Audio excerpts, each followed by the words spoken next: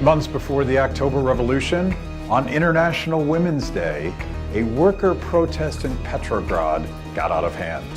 It started off small and relatively peaceful. 100 other events like this had happened here and in other countries, but for reasons no one fully understands, this one caught fire. At the time, the Tsar was on the front lines of the war. He was either unable or unwilling to respond to the protest soon enough to keep it from growing out of control. In a matter of days, the Tsar was forced to abdicate as the February Revolution toppled his government. In place of the Tsar, a provisional government was put in place, but it was doomed from the start. The government consisted of a motley crew of revolutionaries and aristocrats with no common goals and no particular reason to work together. After months of ineffective leadership, the Bolsheviks, led by Lenin, were ready to act. But the Soviet movement was divided, with rival factions not wanting to impose communism so quickly on the country. Marx envisioned a gradual transition, whereas Lenin wanted to move as quickly as possible. When Lenin saw the opportunity, he mobilized his forces in the October Revolution, forcing the hand of the other more reluctant Soviets. Some were persuaded to come on board by Leon Trotsky, the leader of a rival faction who had opted to join forces with Lenin.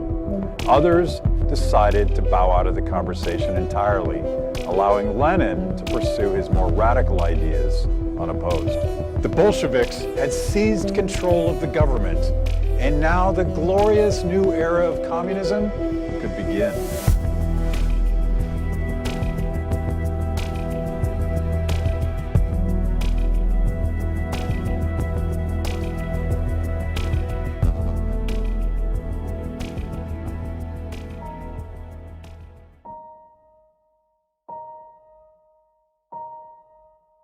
Lenin had come to power with a simple message: end the breadlines, end the futile war with Germany, let the peasants have their land.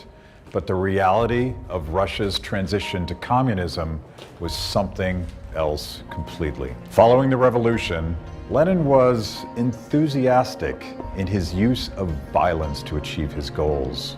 As one of his top officials noted at the time, we must execute not only the guilty, execution of the innocent will impress the masses even more. When Russia entered a civil war, Lenin took the opportunity to implement war communism. This involves seizing property and food to feed the war effort. The misallocation of resources caused the famine of 1921, which killed 5 million people and even drove some Russians to cannibalism just to survive. What had begun as a people's movement founded on legitimate complaints against the government had turned into a dictatorship of the worst kind. In the early 1920s, the Soviet secret police systematically harassed, tortured, and executed landowners throughout Russia.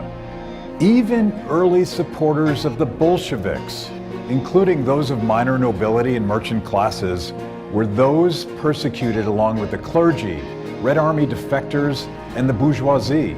The death toll from torture and executions alone mounted to hundreds of thousands. Poverty and starvation got worse, and the people's hopes for a better future were shattered under the harsh whip of communism.